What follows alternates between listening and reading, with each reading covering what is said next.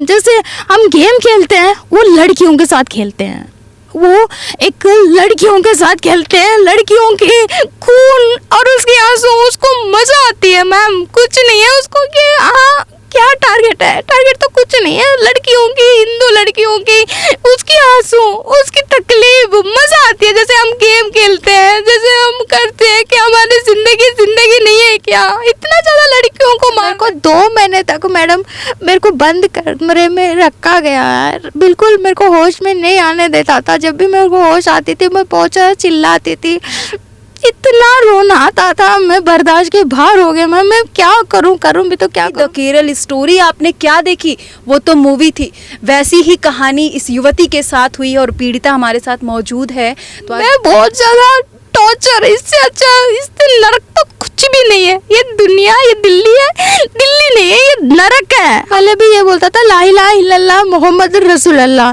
कि ये बोल के मुझे खाना खिलाया जाता था, लेकिन खाना भी ऐसे है, मेरे को ऐसा जानवर की तरह खिलाता था, ऐसे जानवर को भी ऐसा नहीं खिला जाता था। मेरे को मैडम इंजेक्शन देता था और टैबलेट देता था, नशे की दवाई देता था, बिल्कुल ही होश में नहीं आने देता था। जब भी खाना खाती थी मेरे को बड़ा गोश्त खिलाता था। जैसा केरला स्टोरी है, जैसे लड़की के साथ इतना कुछ हो गया, जैसे वो जेल गई है, वैसा भी मेरे साथ ही हुआ। मैं मजा आती है मैम उन लोगों को। अच्छा, सुनने में आया था कि शायद वो धर्म भी बदलवाना चाहता था। धर्म बदलाना चाहता है। मेरे को बोलता था चलो भाई तुम्हारे को 2 बच्चे हैं तो तुम और बच्चे पैदा कर लो, और बच्चा पैदा कर लो, मुझे दे दो, कोई बात नहीं। मैं भगवान को लेके वो ये बोलता था कि तुम्हारे 110 पापा बाप है, हमारा एक ही बाप है। उसने मुझे को इतना बदनाम कर दिया कि वायरल मेरा फोटोज, मेरा वीडियो, सब कुछ मेरा कैस्ट में सब कुछ भेज दिया। मेरी मम्मी हैदराबाद में हॉस्पिटल में, गांधी हॉस्पिटल में एडमिट है।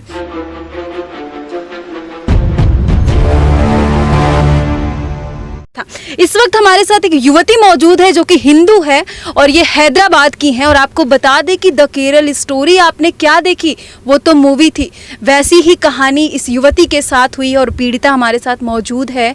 तो आज बात करेंगे और आपको रूबरू करवाएंगे कि आखिर द केरल स्टोरी जैसी घटना, जो कि एक मूवी थी, वैसी घटना इनके साथ आखिर कैसे हुई।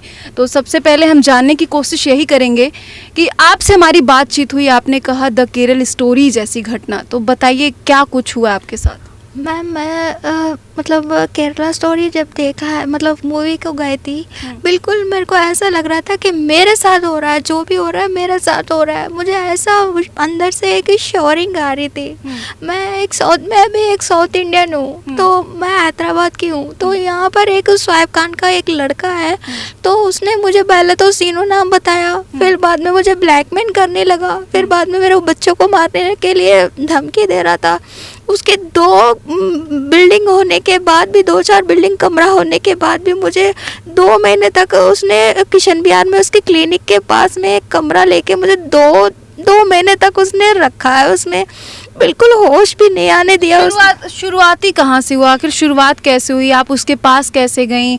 और वो जो शीनू, बता दें कि वो युवक शीनू नाम अपना बताता था, अपने आप को हिंदू बताता था, लेकिन वो हिंदू नहीं था, उसका नाम शोएब था और वो मुस्लिम था। और इनकी शादी हो चुकी है, लेकिन फिर भी इनको ब्लैकमेल किया गया। तो कैसे ब्लैकमेल किया गया और शुरुआत कैसे हुई? मैम मेरे को वहाँ पर उनके क्लिनिक पर गई थी, तो उन्होंने बताया कि मैं यहाँ पर काम करता हूँ, मतलब मैं भी डॉक्टर हूँ, लेकिन मैं यहाँ पर काम करता हूँ, वो करता हूँ, मतलब ऐसे बोल के उन्होंने उसका नाम सीनू बताया।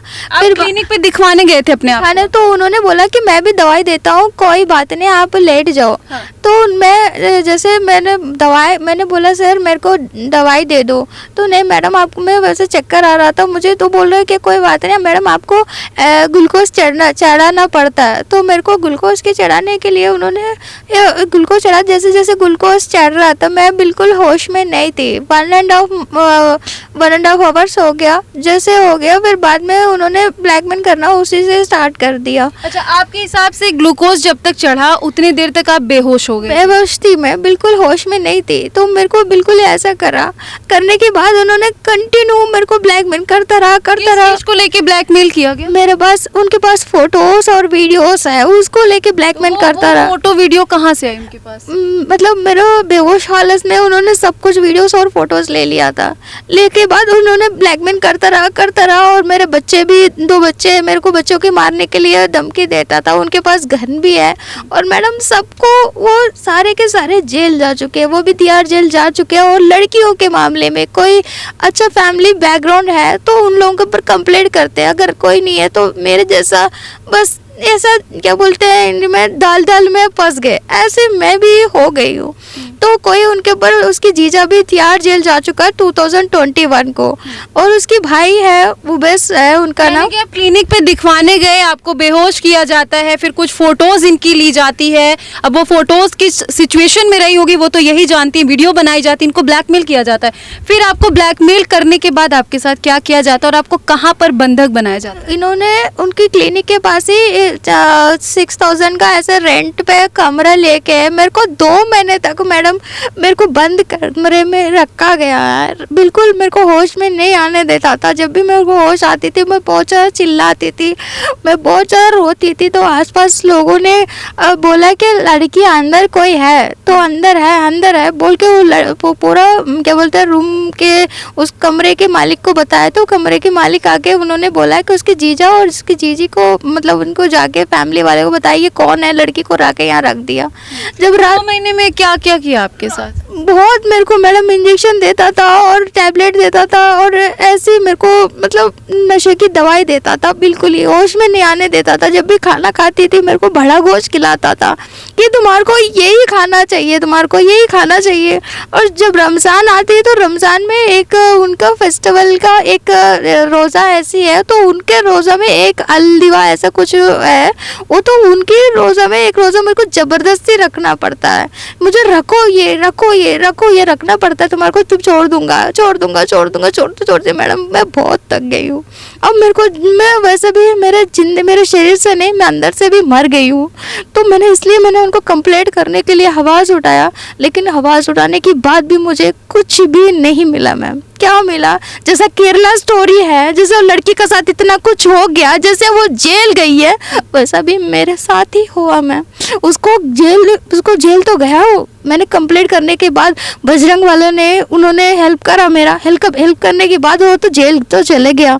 जेल चले जाने के बाद भी 1 मंथ 15 डेज में, क्या लड़की की ज़िंदगी इतनी सस्ती है, वो बाहर आ गया 1 मंथ 15 डेज में बाहर आ गया। वो जब आपको बंधक बनाया था तो उस वक्त हिंदू धर्म को लेके क्या क्या बोलता था, आप मुझसे शेयर की थी ऑफ कैमरे पे। तो वो उन्होंने ये बोला था कि खाना खाने से पहले भी ये बोलता था ला इलाहा इल्लल्लाह मोहम्मद रसूलुल्लाह, कि ये बोल के मुझे खाना खिलाया जाता था। लेकिन खाना भी ऐसे है, मेरे को ऐसा जानवर की तरह खिलाता था, ऐसे जानवर को भी ऐसा नहीं खिला जाता था, लेकिन वैसे मेरे को खिलाता था। वो इतना रोना आता था, मैं बर्दाश्त के बाहर हो गया। मैं क्या करूं भी तो क्या करूं, मेरे बच्चे हैं, मैं कहाँ जाऊं। मैं आपके पति का है? मेरा पति मेरे साथ ही रहता था। मेरे पति से मैं बहुत मतलब डरती थी कि मेरे पति को ना पता लगे, मेरे पति छोड़ देगा। मेरे को यही डर के बारे में बहुत डरती थी मैम।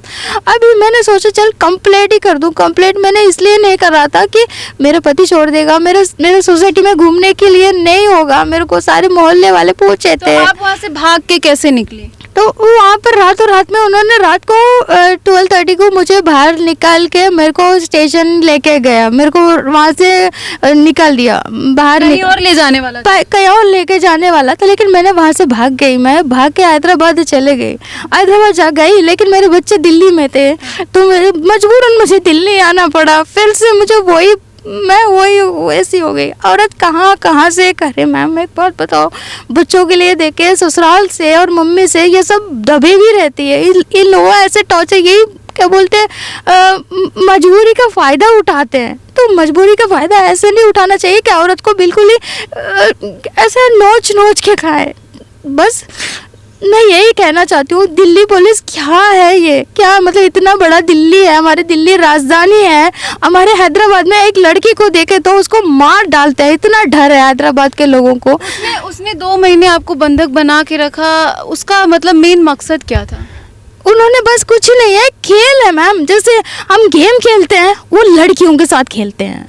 वो एक लड़कियों के साथ खेलते हैं, लड़कियों के खून और उसके आंसू, उसको मजा आती है मैम। कुछ नहीं है उसको कि हाँ क्या टारगेट है, टारगेट तो कुछ नहीं है, लड़कियों की, हिंदू लड़कियों की, उसकी आंसू, उसकी तकलीफ, मजा आती है। जैसे हम गेम खेलते हैं, जैसे हम करते हैं कि हमारी जिंदगी नहीं है क्या, इतना ज्यादा लड़कियों को मार रहा है। जैसे नोचते भी थे सब, नोचते हैं, मारते हैं बुरी तरह से, कि ये नहीं है कि हाँ भाई ऐसे नहीं है।